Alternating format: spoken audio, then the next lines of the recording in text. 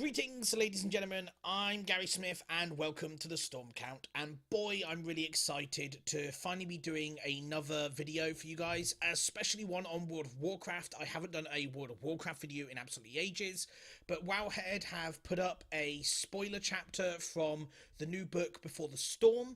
They got this from Blizzcon as part of their goodie bags, and Blizzard have said it's okay for them to put this up there, so I imagine it's okay for me to talk about it. So, right at the start of this, if you don't want to see anything about this video, about this book, if you don't want to read anything about this book, please go away now.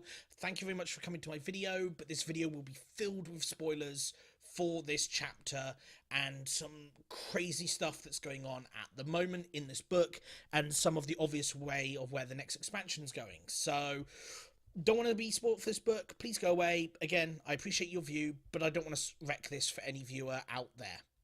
For those of you who are still here, let's get into the meat and grittiness of the chapter.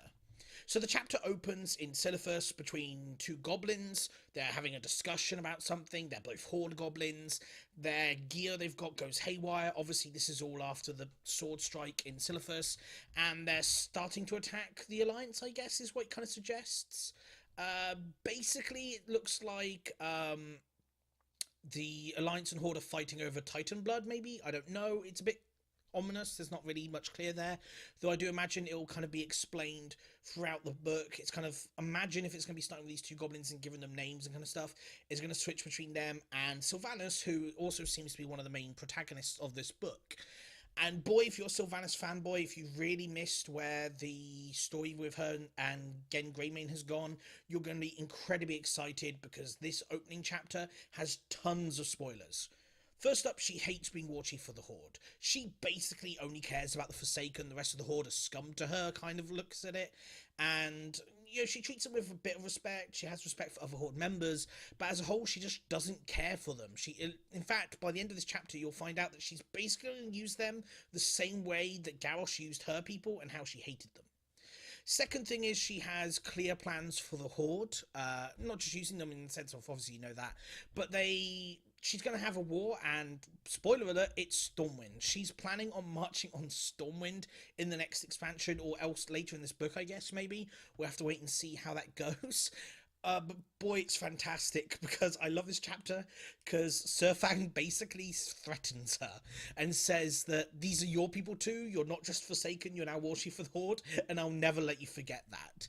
It was kind of like that bit from Wrath of the Lich King when talking about the fight in Burine Tundra, and they're around the table with Garrosh, and Garrosh is like, we need to just strike at the Alliance, our enemy are here, blah blah blah, and Surfang's like, we're here to fight the Forsaken, that's our only reason for being here, and if you take us down the dark path of the Dark Horde again, I will end your existence. Which he never does, by the way. We never even see him in the Orgrimmar raid, which is pretty sad. At least from the Alliance perspective, he's probably the only orc I like, because he's the only orc that kind of respects the Alliance. I really liked him from that moment at the towards the end of Ice Crown Citadel, when we kill his son or allow him to get his son's body. The way he treats our king with respect is great. Basically, he's the only orc that seems to think, after all the story stuff I've seen with him having nightmares about how he used to kill Draenei and all these other things going on, he's basically the only orc that seems to remember that he's an alien invader on another person's world and actually treats the world with respect. And I love that. I love the fact that he is this great orc. But that's not really part of this story bit. Another thing to really kind of highlight of this story is she seems to lament the fact that her people don't just serve her willy-nilly. In fact, while she's been in Orgrimmar leading the Horde and away from the Undercity have formed a council leadership to kind of run it, called the Desolate Council, and they kind of are glad she didn't succeed in Legion in enslaving Aya and gaining a ton of Valkyr.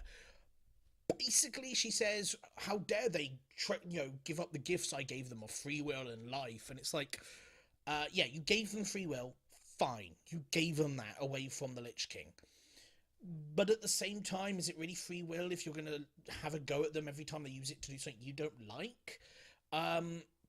Basically, she seems to have a problem with them not wanting to serve her every need, and she's like, would they rather rot in the ground? I'm like, they'd be cursed an existence that you yourself once hated?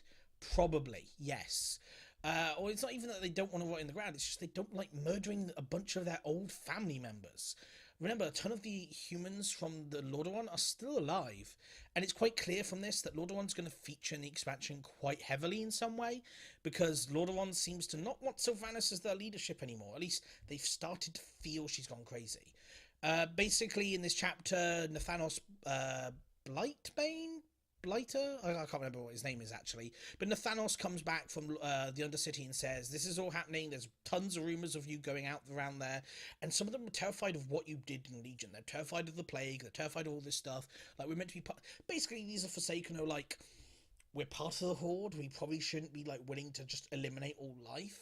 And they're probably starting to suspect she's become the Lich Queen. So I actually think that it's quite possible that Sylvanas has become a villain by the look of this. I can imagine her marching on Stormwind and the other Horde leaders are like, what?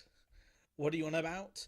And in fact, I really hope that if this makes it into the expansion in some way, Sarfang comes to warn the Alliance, or if later in the book, Sarfang comes to warn the Alliance and says that, hey, Anduin, I'm kind of repaying my debt to your father. She's going to march on Stormwind. Here are the plans, kind of thing, and reveal everything to them. And kind of like, Jaina turns up and went, ha ha ha ha. What I do like about this, though, is it kind of shows that Jaina was right. Like, the Alliance and the Horde were working together in Legion, and the first thing that Sylvanas does as war chief after Legion, because it talks about her troops have only just got back, she immediately says, let's go and nuke the Alliance, let's go and slaughter the Alliance. And I'm sitting there thinking, what? I'm sitting here thinking, what? Obviously this is part of the book and we have no idea how it really ends, but I think it's quite disappointing to see Sylvanas go from helping Varian and kind of being a gooder character, kind of getting a bit more better, I thought, going to, yeah, let's kill the Alliance. But again, anyone that says Jaina was crazy the entire time for hating the Horde, I kind of proved wrong. Jaina's the only sane character really in the Alliance, in my opinion. Like, she's the only one apart from maybe, again, Greymane, who actually sees the Horde for what it is. Varian kind of used to see it for what it was at one point until Anduin kind of changed his mind, I guess. But yeah, like, you know, Jaina was the one person trying to help them, you know, realised that genocidal invaders might not always be evil and wanted to help them. And then when they killed her dad and everything and then still kept killing her people, I imagine that kind of ticked her off. But anyway, yes, this chapter is fantastic. There's tons of stuff going on in it. And yeah, I think it's really, really awesome. So yeah, thank you for watching this video. What do you think of this big spoiler alert? And there will be a link to the actual Wowhead page below, just in case you want to read through it at your own pace. But yeah, thank you very much for watching, and I'll see you next time.